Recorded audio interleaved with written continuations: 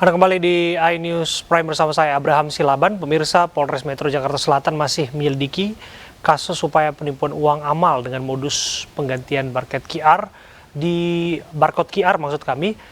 kotak amal di masjid di Jakarta Selatan. Polisi memastikan peristiwa yang terjadi di setiap masjid merupakan pelaku yang sama.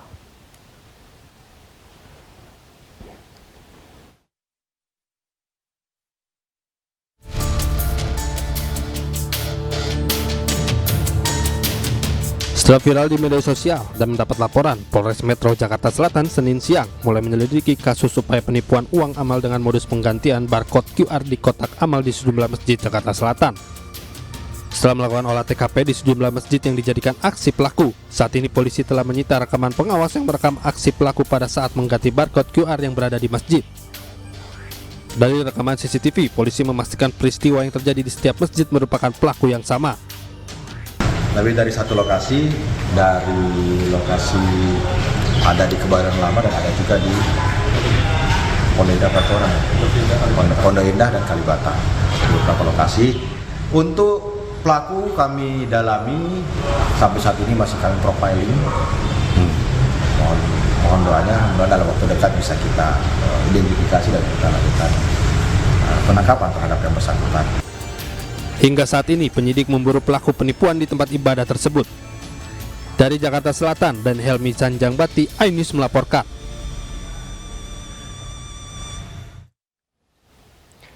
Ketua Umum Partai Perindo Haritanu Sudibyo hari ini silaturahmi ke kantor DPP Partai Golkar di Jakarta Barat. Haritanu Sudibyo disambut langsung Ketua Umum Partai Golkar Erlangga Hartarto.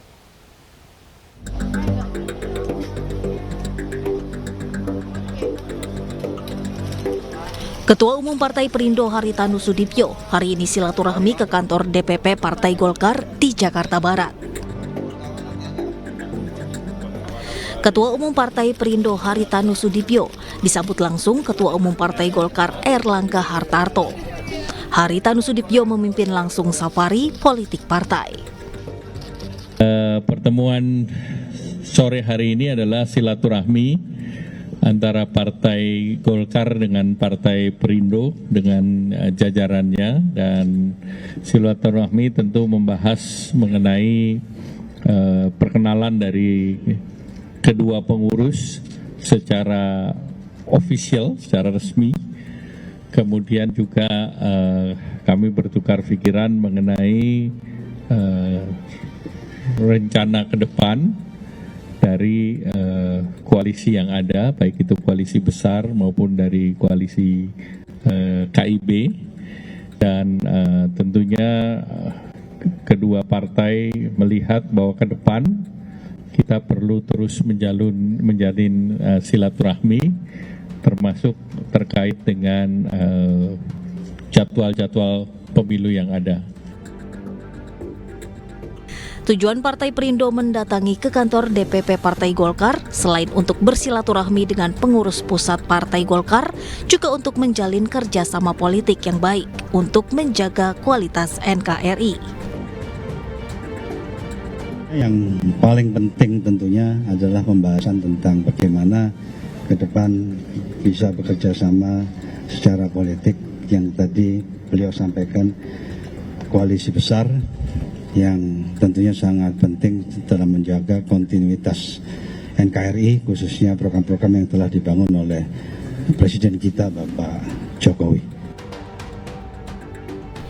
Dalam kunjungannya, Haritanu Sudibyo didampingi oleh sejumlah pengurus pusat Partai Perindo. Tim Liputan iNews melaporkan. Ketua Umum Partai Gerindra Prabowo Subianto menerima silaturahmi politik Ketua Umum Partai Amanat Nasional Zulkifli Hasan beserta jajaran di Kartanegara, Jakarta. Pertemuan tersebut menjadi komunikasi politik antar Ketua Umum Parpol menghadapi pemilu 2024. Silaturahmi politik Partai Amanat Nasional disambut hangat Ketua Umum Partai Gerindra Prabowo Subianto di Kertanegara, Jakarta. Dipimpin Ketua Umum PAN Zulkifli Hasan, jajaran pengurus PAN dan Gerindra dalam pertemuannya membahas berbagai kemungkinan untuk membawa kemajuan bagi negeri. Kedua tokoh politik ini juga setuju perlu koalisi besar menghadapi pemilu 2024 dan melanjutkan pembangunan. Lebih intensif melakukan komunikasi politik, saling berkunjung, saling menukar pandangan, pendapat dalam mencari suatu format terbaik untuk bangsa dan rakyat kita. Hari ini saya silaturahim dengan Pak Prabowo, tentu tidak lain untuk memperkuat komitmen kebangsaan kita.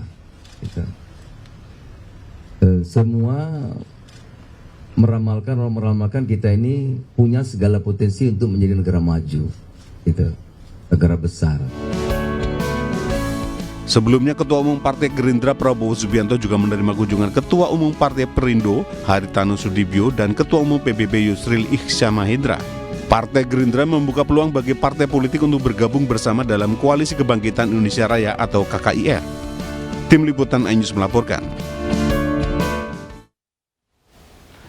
Presiden Joko Widodo hari ini gelar sidak harga pangan di Pasar Tradisional Cepogo di Boyolali, Jawa Tengah. Menurut Presiden, harga sejumlah kebutuhan pokok di Pasar Cepogo mengalami penurunan jelang Hari Raya Idul Fitri. Presiden menyebutkan harga sejumlah kebutuhan pokok yang mengalami penurunan antara lain cabai rawit, telur, bawang putih hingga daging ayam.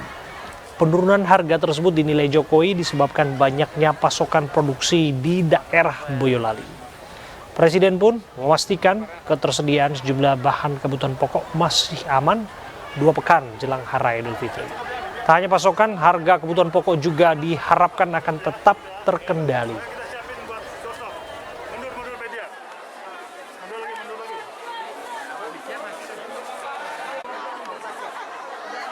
Ngecek terakhir kondisi harga-harga menjelang mendekati Lebaran seperti apa. Ternyata yang di sini yang kita lihat turun semuanya.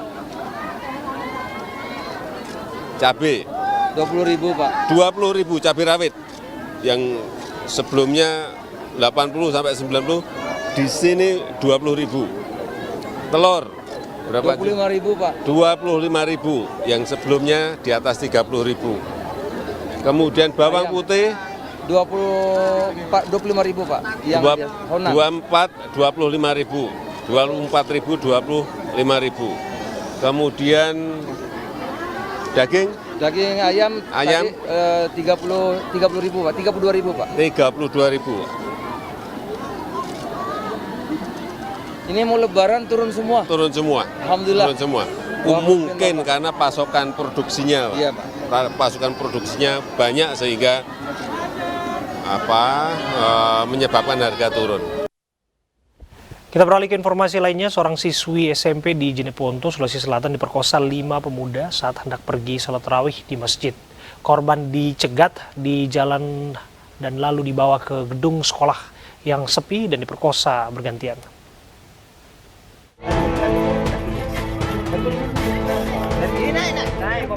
Tim Pegasus Resmo Polres Jeneponto mendapat penolakan saat hendak menangkap pelaku pemerkosaan siswi SMP usia 15 tahun di Kecamatan Kelara, Kabupaten Jeneponto, Sulawesi Selatan. Meski ditolak oleh pihak keluarga, polisi tetap menggelandang pelaku ke mobil untuk dibawa ke Polres Jeneponto.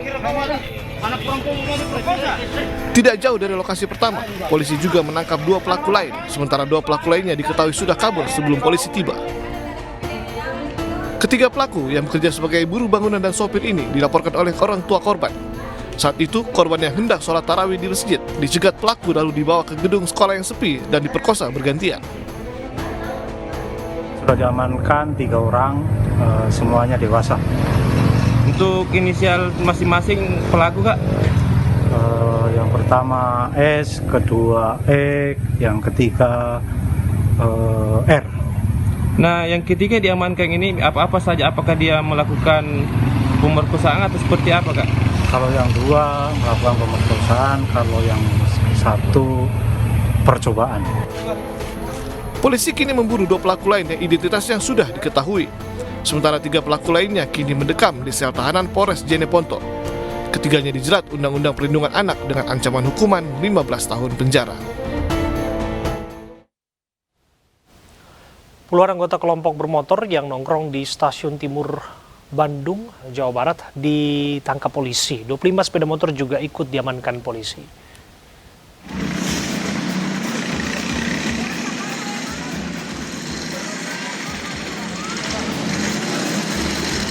Tim gabungan kepolisian sektor Andir mengamankan 25 sepeda motor yang diduga milik kelompok bermotor yang kerap meresahkan masyarakat Bandung.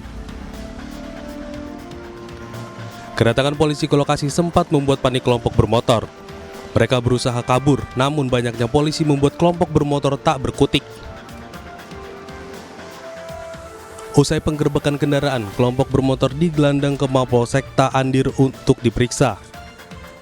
Dari hasil pemeriksaan, kendaraan tersebut banyak yang tidak dilengkapi dengan surat-surat kendaraan. Untuk Polsek Andir, malam ini kami berhasil mengamankan kelompok motor, ya, berbagai jenis motor, yang mana kelompok motor ini pelanggarannya ada yang tidak melengkapi surat-suratnya, baik SIM STNK, termasuk juga knalpotnya knalpot bising, ya.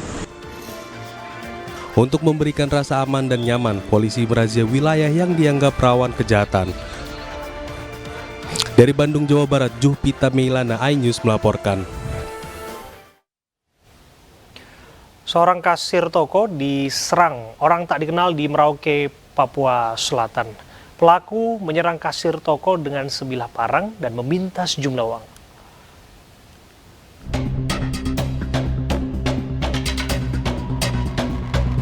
Inilah aksi pria tak dikenal yang terekam CCTV saat memalak atau meminta sejumlah uang kepada seorang kasir toko di Merauke, Papua Selatan. Sambil membawa parang, pria tersebut meminta sejumlah uang kepada kasir toko. Usai diberi uang sebesar 50.000, pelaku yang merasa tidak puas lalu mengayunkan parang ke arah kasir dan mengenai tangannya.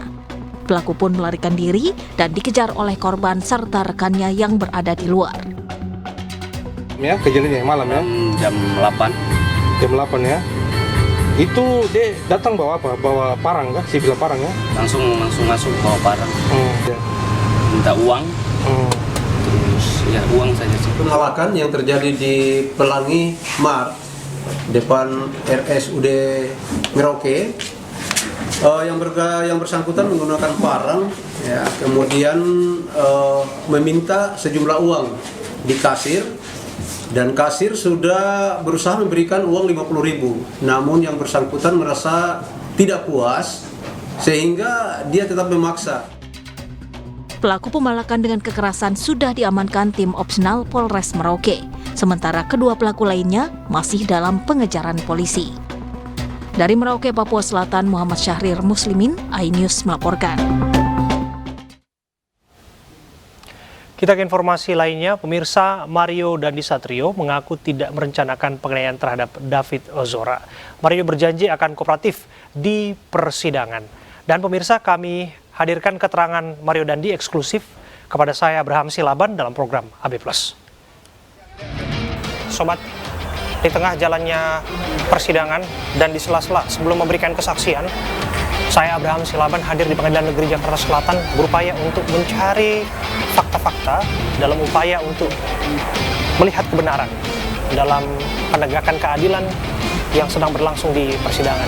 Dan saya buka untuk Sobat Abraham Silaban semua, saya mendapatkan wawancara secara eksklusif dengan tersangka utama kasus penganiayaan David Ozora, Mario Dandisatrio. Mario Dandisatrio berbicara kepada saya di sela-sela sebelum dirinya bersaksi dalam sidang dengan terdakwa AG. Sobat, hari ini aku dengan Mario Dandi. Mario, ya, Mario memilih untuk mengikuti proses hukum yang sedang berlangsung dan menyampaikan kepada saya akan kooperatif untuk apa yang sedang dialaminya saat ini, dan dia berjanji untuk bertanggungjawabkan perbuatannya. Tapi lagi dan lagi saya berupaya untuk membujuk Mario untuk bicara, dan termasuk dengan keluarga yang saat ini sedang diterpa. Begitu ya Mario? Akan kooperatif ya Mario?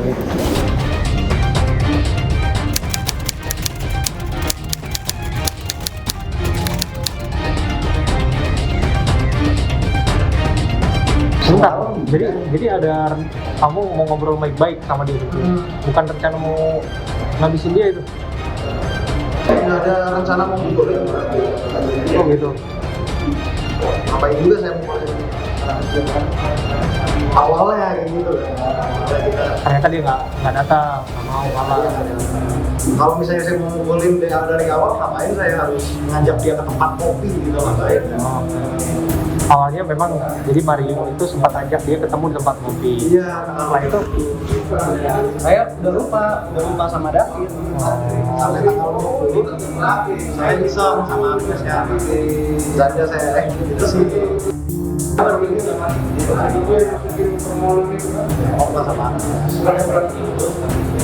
Kartu pelajaran masih di dia, kartu pelajarannya masih ada. Di situ langsung saya bisa ketemu ngobrol. Saya udah bilang juga ke Sen sama ke Agnes, saya bilang saya mau ngobrol gitu. Terus? Makanya nggak heran kalau dia bilang saya nggak tahu apa-apa. Kita nggak ada yang tahu, bahkan saya sendiri nggak tahu. Nah, iya. Berarti waktu itu si Shen sama sekali nggak tahu dan sempat nolak waktu itu, bener untuk ngajak ketemu ya? Nolaknya itu bukan nolak ukur. Nolak halus lah ya. Nolaknya karena karena motornya besar, terus TJ-nya habis sama. Lu suruh ongkosin, lu gak mau dia ya? Iya. Lu penting lu jemput dia di. Udah lu gue jemput aja ya. Udah jadi jemput gue aja. Emang bener dia nggak tahu apa, nggak tahu mau apa. Aku saja nggak tahu, saya juga nggak tahu. Sah-sah saja, Mario Dandi membela diri dengan mengatakan kepada saya tak berencana menganiaya David Ozora. Namun, dalam rekonstruksi yang digelar 10 Maret silam, telah diperagakan peran masing-masing tersangka. Kuasa hukum David Ozora, Melissa Anggraini, yang hadir dalam rekonstruksi menegaskan penganiayaan yang dilakukan Mario Dandi jelas-jelas terencana. Rekonstruksi reka adegan hari ini ada total 30 reka adegan ya. Dengan setelah melihat semuanya itu kita yakin delik pasal yang sudah disangkakan kepada para pelaku ini, yaitu penganiayaan berat dengan terencana, itu terpenuhi. Sangat miris adalah ketika pemukulan dari tersangka MDS yang pertama itu klien kami, anak korban D itu sudah jatuh tidak sadarkan. 3 orang tewas di tempat dan 3 lainnya luka setelah truk pengangkut bahan kimia alami remblong tabrak pemotor. Informasinya setelah itu.